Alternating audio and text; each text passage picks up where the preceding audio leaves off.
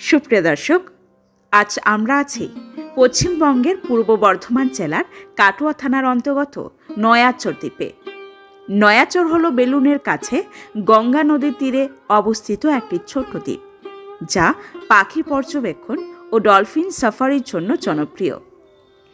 পশ্চিমবঙ্গে গাঙ্গেয় ডলফিন দেখার সবচেয়ে আদর্শ জায়গা হল কাটোয়ার এই নয়াচর দ্বীপ। আমাদের হাতের কাছেই এই দ্বীপ, আর এই কয়েকদিন ধরে খুব ভালো ডলফিন দেখা যাচ্ছে এই নয়াচরে।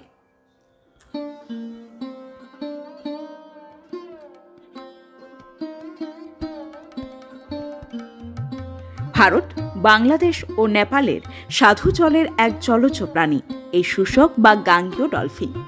এই শুষ্ক হল ডলফিনের একটি প্রজাতি।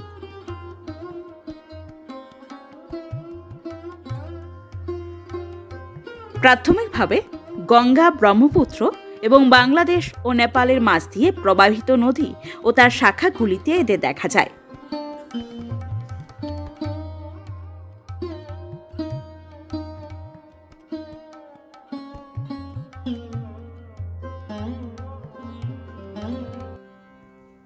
ভারত সরকার গঙ্গা নদীর শুষ্ককে জাতীয় জলচর প্রাণী হিসেবে স্বীকৃতি দিয়েছে।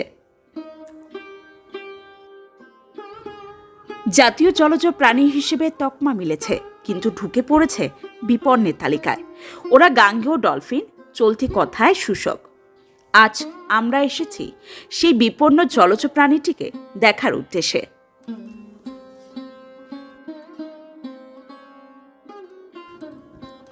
দুই সালে আলাদা আলাদা করে শুষ্ক গণনা করে ভারতের 4 রাজ্য।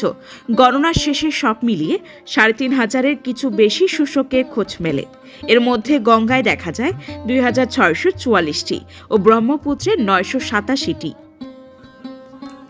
এছাড়া দামোদর, জংলি, রূপনারায়ণ, দ্বারকেশ্বর, চূর্ণী ও শিলাবতীর মতো কিছু নদীতে মিলেছে এই গাঙ্গেয় ডলফিনের অস্তিত্ব।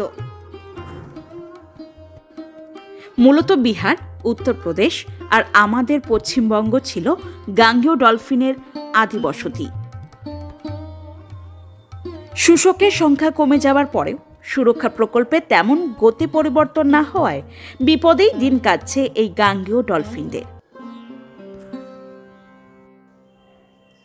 বছরের পর বছর ধরে মানুষের হিংসার শিকার হয়ে লুপ্তপ্রায় হবার মুখে এই গাঙ্গেয় ডলফিন।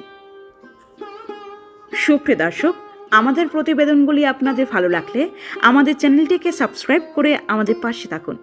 ধন্যবাদ।